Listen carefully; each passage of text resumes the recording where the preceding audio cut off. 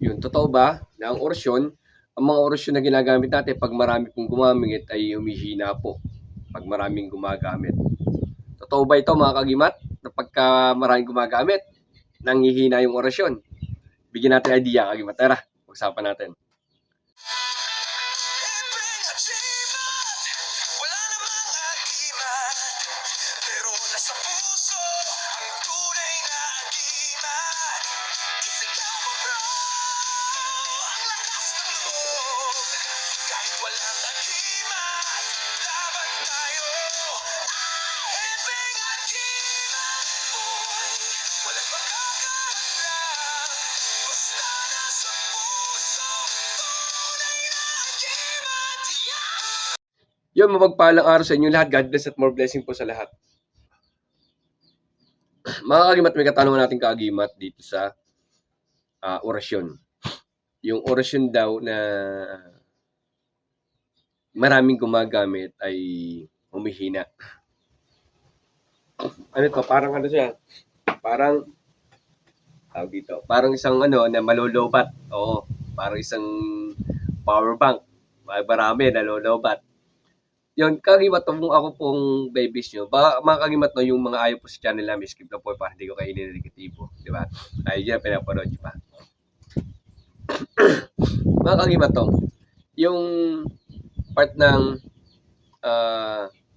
orasyon, kung maraming gumagamit, ako po ay hindi naniniwala at hindi rin po talaga nawawala yung karga o humihina yung karga. Pag maraming gumagamit po, hindi po. Hindi po yung parang power bank. Yung kagimat no, yung sa ganyan po kasi, ay, ang aura kasi, magdidepende po yan sa gumagamit. Magdidepende po sa inyo yan. Kaya nga po nagkakaroon tayo ng tinatawag natin na pagmamantra, pagtatahas, no? Pagdebusyon, walang debusyon, yung mga basbasan, no? Para po lumakas yung ating mga kinakargang aura. Opo. 'Di ba tinataas natin 'yan o ang ginagawa may mga mantra natin 'yan. Yun po yung pamamaraan para lumakas po yung karga. Pero yung tinatanong po ni Kuya, no, kasi maganda naman po yung nagtatanong para sa malam.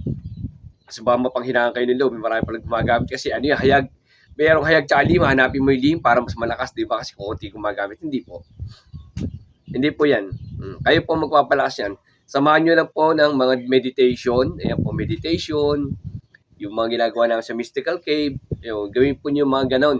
At makakatulong po yan para lumakas yung ano. Maganda po dyan, number one din kasi.